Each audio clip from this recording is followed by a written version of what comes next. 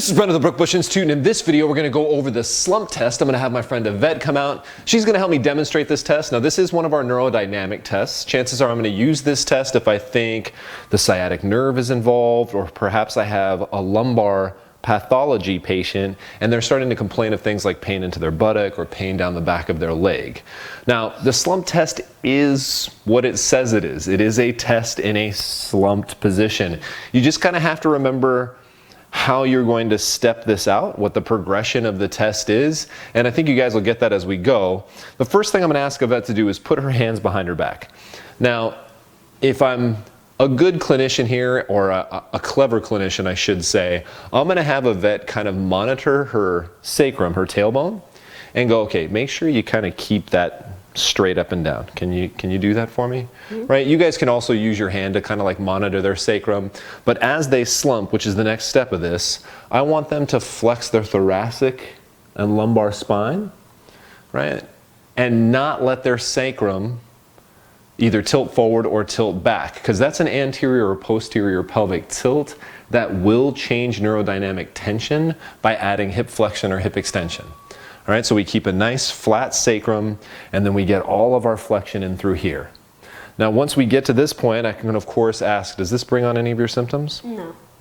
If that did bring in on any of her symptoms, it could be positive. This isn't a real comfortable position for somebody with lumbar spine pain, but if they did have some of those neurogenic symptoms like numbness, tingling, shooting pain, paresthesia, pins and needles, right, we might consider this a positive test now. The next step I would probably do is add overpressure, right, so to make sure she's really into that slumped position, but I want her to start without her neck in flexion. Okay, so this is something we're going to use as a sensitizing thing as we progress this test. From here, I'm going to go ahead and ask her to extend her leg, right? And ask her, hey, did that bring on any of your symptoms? No. Okay, let me see the other leg. All right, and Butler actually recommends doing both legs at the same time, both the affected and unaffected sides, so that you can easily see if there's asymmetry. Now, of course, so far we're fine. This is a very negative test. That's very normal so far. She's not getting any neurogenic symptoms, and we're symmetrical even with the slump. The next thing I could do is go, okay, let's try this with neck flexion. All right, so and I'm just going to kind of brace her, because her tendency is going to be to want, as her legs come up, to let her head back up, which isn't going to help our test. All right, now let's go ahead and try to straighten your affected side. All right, rather than both legs at once, let me see just to this side. Okay, so let's just double check. Back down. Okay, let's see both sides. All right, and she's still very normal. No symptoms, right? No. Okay, make sure you keep communicating on this test, right? Because you can't see their face.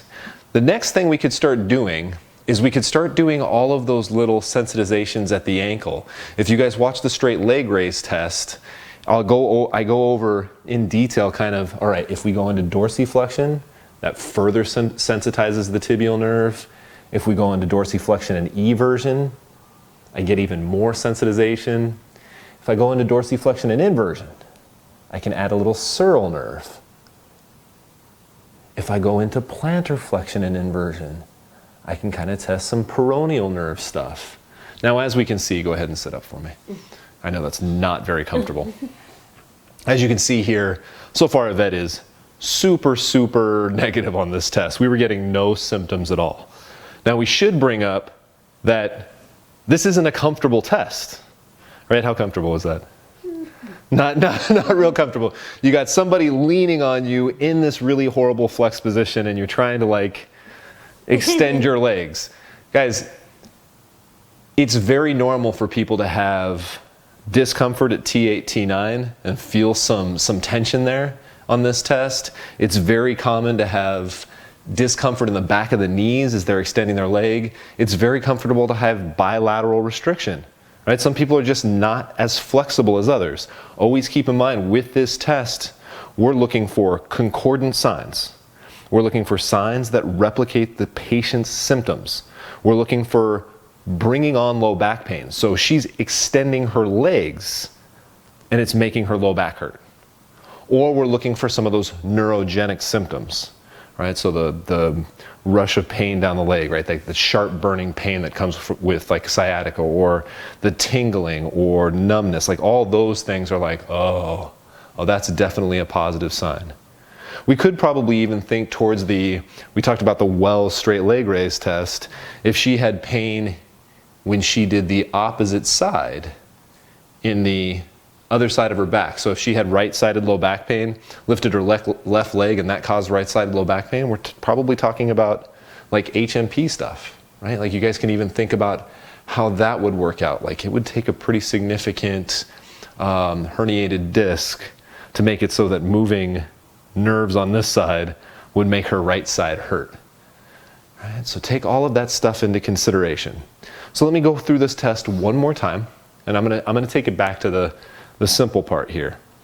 You want to make sure that the sacrum is straight up and down, and the reason for that is so that we don't get any pelvic tilting, which would then add hip flexion or hip extension and change our neural tension. We want to be nice and reliable and do this the same way every time. Now, one little trick you can use is you're going to have the patient put their hands behind their back. They can monitor straight up and down, and of course you can use your hand initially. Let me just slide my hand right underneath your hands, right on their sacrum to make sure it stays up and down. The next thing you're going to have them do is, I just kind of want you to like slouch, almost like you're doing a crunch, right? So, for those of you guys who have patients who work out a lot, most people get that crunch cue pretty good. They'll do a better thoracic and lumbar flexion than if you just tell them to slouch, where people want to like lean back and sit on their tailbone. Remember, we want to keep the sacrum straight. So she's got a nice crunch for me. Now, the initial test, I'm just going to ask, does she have symptoms just doing this? And we mentioned, at this point, we're not just talking about pain, we're talking about, did it bring on some neurogenic stuff? And she said no. And then we could have her lift her affected side. How does that feel? Fine. Fine. Okay, good. Let's make this a little rougher. Overpressure. But remember, we're not going to add the neck yet.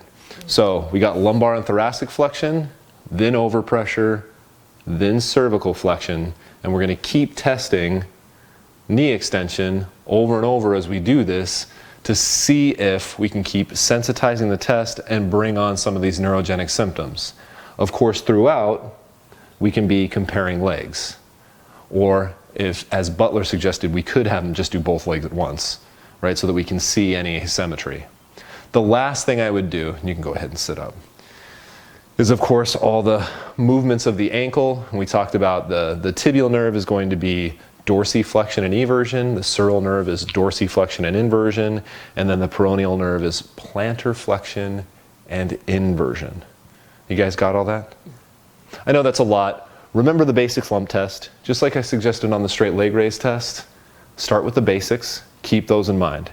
It's pretty rare that you're going to have somebody who you even need to differentiate those lower extremity nerves, right? Which the only reason we would do that is to help us understand what level of nerve root issue we have, or if we wanted to get really fancy with our intervention and do specific release or neurodynamic techniques based on the nerve tract that we're working on, great, then you guys can bring those in. But just being reliable on the basics, and does this patient have neurogenic symptoms involved in their pathology, is what this test was originally designed for. And we want to make sure we're reliable there and can differentiate a positive and negative first. Much like the straight leg raise test, I feel bad for some of my students out there. I know this is one of those ones where until you get a patient who's a positive, it's very hard to understand what you're looking for. If you guys get a chance to do your clinical affiliations, this is one of those cases that you want to bring up with your clinical instructor, like, hey, I would really love to see somebody who had sciatic nerve involvement, who had neural symptom, neural inflammation involvement in their lumbar pathology, because although I've practiced it on my friends and colleagues at school, I'd really like to see and feel what a positive actually feels like. And once you feel one, you guys will be good to go. If you have any questions, leave them in the comments box below. I'll be happy to answer that for you.